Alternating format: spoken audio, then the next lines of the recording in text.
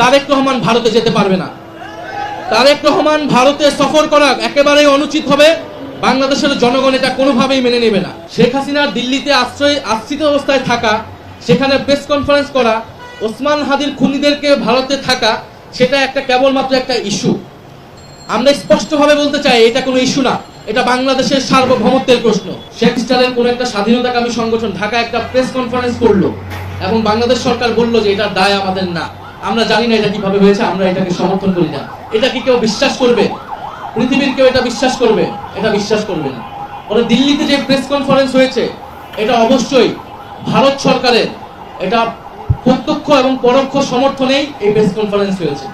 ফলে দিল্লি থেকে আওয়ামী লীগ যা কিছু বলছে, শেখ হাসিনা যা কিছু বলছে, এটা আমরা শেখ হাসিনার ভাষ্য হিসেবে নিলে এটা ভুল করা হবে।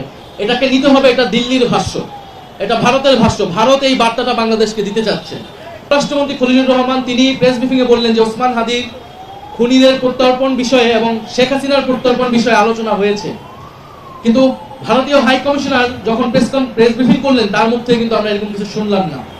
এবং আমরা বোধ করি যে সেই 5ই আগস্টের প্রেস কনফারেন্স নিয়ে সেখানে ভারতীয় হাই কমিশনের বার্তাটা কি, তাদের বক্তব্য কি, এটা কিন্তু এখন পর্যন্ত আসেনি।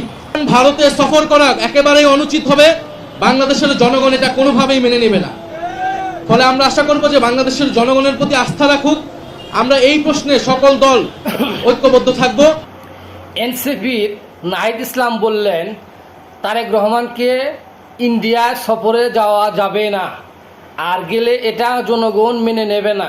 কারণ যেখানে শেখ হাসিনা একটা আসামি ভারতে লুকিয়ে আছেন, যেখানে হাদি ভাইয়ের মতো হত্যাকারীর আসামি লুকিয়ে আছে, ইতিমধ্যে তারা বলে হাদি ভাইয়ের হত্যাকারীর বলে ধরেছেও।